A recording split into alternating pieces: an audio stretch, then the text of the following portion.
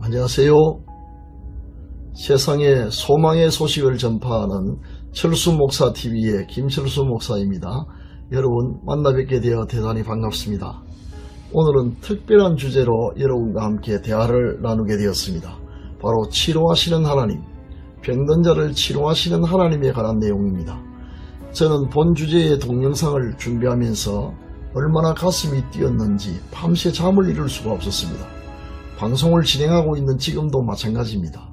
오늘은 하나님의 치유에 대한 성경적인 근거를 먼저 말씀드린 후에 목회 현장에서 실제로 일어났던 수많은 치유의 사례 중 한 가지를 말씀드리겠습니다.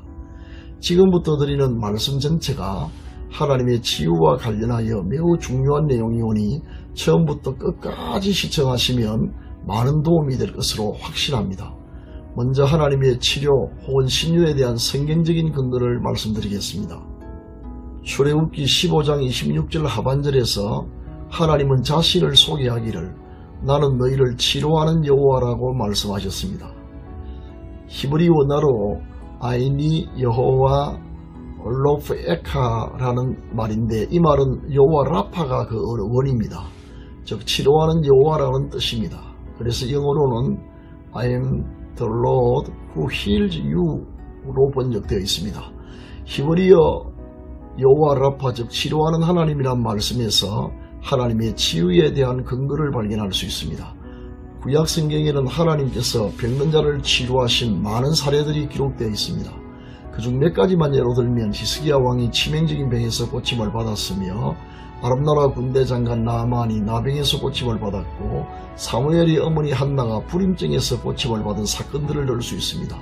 이사야 선지자는 장차 오게 될 메시아에 대해 이사야서 53장 4절에서 예언하기를 그는 실로 우리의 질고를 지게 될 것이라고 했습니다. 여기서 질고란 질병을 뜻하는 말입니다.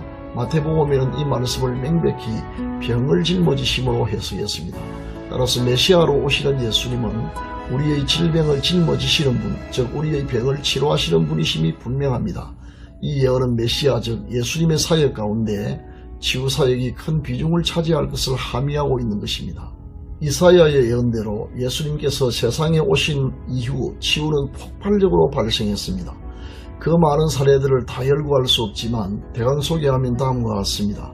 한센병, 중풍병, 선천성 청각장애, 선천성 시각장애, 38년 된 고질병, 이질 등으로 앓던 자들을 고쳤으며 심지어 죽은 자를 살리기까지 하셨습니다. 메시아로서 예수님의 사역은 크게 세 분야였습니다. 즉 가르치시는 티칭 사역, 전파하시는 프리칭 사역, 병든 자를 고치신 힐링 사역입니다. 이 세 가지 사역은 사복음서의 거의 같은 분량으로 균형을 이루며 기록되어 있는데 이는 곧 메시아 사역의 특성을 보여주고 있습니다. 예수님의 제자들은 예수님의 사역을 계승하였습니다. 베드로와 요한은 복음을 전파하고 가르침과 동시에 예루살렘 성전 미문에 앉아서 구걸하던 40여세나 되었던 나면서부터 안전비행이 된 자를 고치는 등 수많은 병든 자를 예수 그리스도의 이름으로 고쳤습니다. 뒤에 회심한 바울 역시 복음을 전함과 동시에 많은 병든 자들을 예수 그리스도의 이름으로 고쳤습니다. 바울은 자신이 전한 복음이 말로만 전파된 것이 아니라 능력과 성령과 큰 확신이 수반되었음을 데살로니가전서 1장 5절에 기록하면서 교인들에게 이를 상기시켰습니다. 여기서 바울이 언급한 능력 가운데에 병 고치는 역사가 있었음은 의심할 여지가 없는 것입니다. 후에 바울은 거짓 교사들이 그 현란한 말솜씨로 고린도 교회 성도들을 미혹하고 있다는 소문을 듣고 보낸 서신 가운데 하나님의 나라는 말에 있지 아니하고 오직 능력에 있음이라고 고린도전서 4장 17절에 말씀을 했고 주 고린도 교회를 방문하게 되면 교만한 자들의 말이 아니라 오직 그 능력을 알아보겠노라고 고린도전서 4장 19절에서 경고했던 바가 있습니다. 하나님의 치유에 대한 더 많은 성경적 근거들이 있으나 마지막으로 야고보 사도의 말씀을 인용하겠습니다. 야고보서 5장 14절에서 16절 말씀입니다. 너희 중에 병든 자가 있느냐? 그는 교회의 장로들을 청할 것이요 그들은 주의 이름으로 기름을 바르며 그를 위하여 기도할지니라. 믿음의 기도는 병든 자를 구원하리니 주께서 그를 일으키시리라. 혹시 죄를 범하였을지라도 사하심을 받으리라. 그러므로 너희 죄를 서로 고백하며 병이 낫기를 위하여 서로 기도하라. 의인의 강구는 역사하는 힘이 큼이니라. 지금까지 치유에 대한 성경적 근거에 대해 말씀을 드렸고, 지금부터는 실제 사례에 대해 말씀을 드리겠습니다. 예수님의 3대 사역이 중단됨이 없이 지금까지 계속되고 있음은 오늘날 목회 현장에서 얼마든지 발견할 수 있습니다. 이제 우리 교회에서 일어났던 수많은 하나님의 치유 사역 중 한 가지만 소개하겠습니다. 폐혈증과 내막염 합병증으로 사경을 헤매이던 생후 10개월 된 영아가 예수 그리스도의 이름으로 즉시 치유된 사건입니다. 가족들의 동의를 이미 얻었으므로 실명을 밝히게 했습니다. 1988년에 있었던 일이며 지금까지 연장선상에 있는 사건입니다. 당시 부산 영주동교회, 지금의 교회명은 부산 모자이크 교회입니다. 예, 시무하시던 이성주 장모님은 대연초등학교 교사이기도 했습니다. 장모님의 손자 이준영군은 생후 10개월 된 영아였습니다. 아이가 아파서 고신의료원에 입원하여 진찰을 받았는데 폐혈증과 내막염 합병증이라는 판정을 받았습니다. 그리고 가망이 없으니 마음의 준비를 하라며 혹시 기적이 일어나 살아난다 하더라도 정상적인 활동이 어려울 것이라는 절망적인 선언을 들었습니다. 그러나 믿음이 굳건했던 장로님은 눈앞이 캄캄했지만 정신을 차리고 와서 기도해달라는 전가를 제게 보내왔습니다. 저는 연락을 받고 급히 병원으로 찾아갔습니다. 준영이는 열이 40도를 오르내리면서 인간적으로는 가망이 전혀 없어 보였습니다. 아이를 제 품에 안고 머리에 손을 얹은 채 간절하지만 조용히 기도했습니다. 그런데 이상한 일이 일어났습니다. 기도 중에 성령님께서 이 아이가 다 나았으니 부모님에게 그 사실을 선포하라고 하시는 것입니다. 저는 무척 당황했습니다. 그 당시 나름대로 성실하게 목회를 하고 있던 터라 자칫 이런 일로 제 목회에 혹시라도 흠을 남기고 싶지 않았기 때문입니다. 만약 아이가 낳았다고 선포했는데 낫지 않고 불행한 일이라도 생긴다면 뒷감당을 어떻게 할 것인가 순간적으로 염려되기도 했습니다. 그러나 성령님께서 강군하심으로 거부하지 못하고 이성주 장로님과 가족들 앞에서 하나님께서 아이가 다 낳았다고 말씀하시니 안심하시라고 말씀을 드린 후에 집으로 돌아왔습니다. 그런데 놀라운 일이 일어났습니다. 제가 병실을 나가자마자 준중이의 열이 바로 떨어졌고 그 다음날 병이 깨끗이 다 나아서 그 후에 퇴원하게 된 것입니다.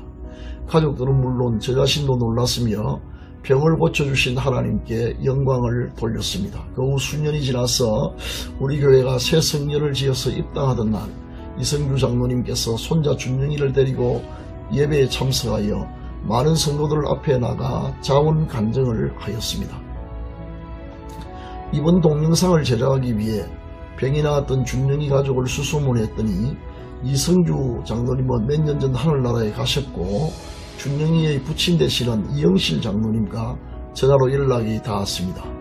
이영실 장로님은 경기도 부천시 소재의 옥길교회 장로로 현재 심우 중이시며 그 당시 유아였던 준영실은 지금 33세가 되었는데 취업 준비 중이며 아주 건강하다는 증언을 녹취했습니다.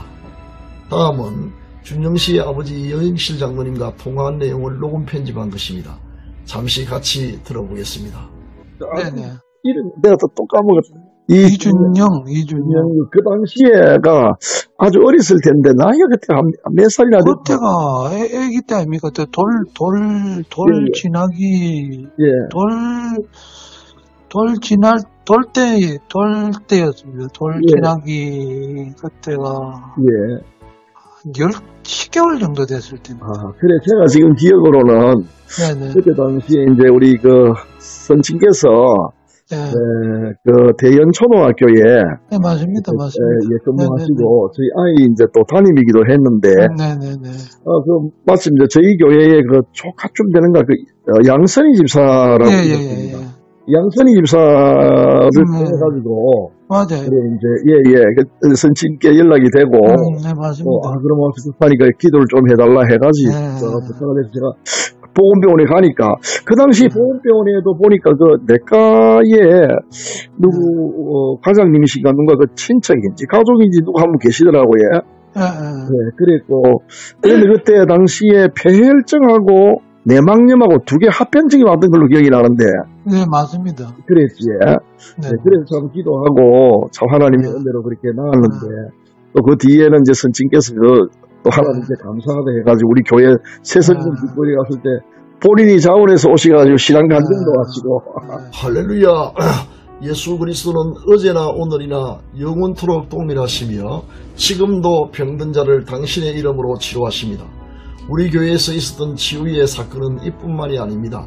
혈액암, 마약 중독, 어쩌증, 갈비뼈 골절, 괴사성 극막염, 식도암, 내사, 심혈관 폐쇄증, 뇌출혈, 장출혈, 척추, 요도결석, 알레르기, 비염, 불임증, 피부병, 심장병, 알코올 중독 등 수많은 질병들을 예수님께서 치료하시는 것을 현장에서 경험하였습니다. 여기서 분명히 드리고 싶은 말씀은 치유는 특정 인간의 능력이 절대 아니며 오직 예수 그리스도의 이름으로 예수님께서 치료하신다는 사실입니다. 언젠가 기회될 때에 명백한 증거와 정인이 있는 치유 사역의 결과에 대해 당사자들의 동의를 얻어 더 말씀드릴 생각입니다. 저는 여러분이나 여러분들의 가족들 중에 병드신 분들이 예수 그리스도의 이름으로 병고침 받기를 간절히 바랍니다. 이미 약속드린 대로 동영상 구독자가 100명이 될 때 병든 분들을 위한 특별 기도의 시간을 가질 예정입니다. 이를 위해 기도해 주시고 믿음으로 기대하시기 바랍니다. 오늘의 이야기는 여기서 마치기로 하겠습니다. 부디 여러분의 건강이 회복되기를 바라며 다시 만나뵐 때까지 하나님의 평안을 누리시기를 기원합니다. 모든 영광을 치유하시는 하나님과 우리 주 예수 그리스도께 돌립니다. 감사합니다. 여러분의 좋아요와 구독 신청은 복음 전파에 큰 힘이 됩니다. 물론 구독 신청은 무료입니다. 끝으로 성경 몇 구절을 인용하겠습니다. 출애굽기 15장 26절 말씀입니다. 이르시되 너희가 너희 하나님 나 여호와의 말을 들어 순종하고 내가 보기에 의를 행하며 내 계명에 귀를 기울이며 내 모든 규례를 지키면 내가 애굽 사람에게 내린 모든 질병 중 하나도 너희에게 내리지 아니하리니 나는 너희를 치료하는 여호와임이라. 다음 야고보서 5장 15절 말씀입니다. 믿음의 기도는 병든 자를 구원하리니 주께서 그를 일으키시리라. 혹시 죄를 범하였을지라도 사심을 받으리라. 아멘.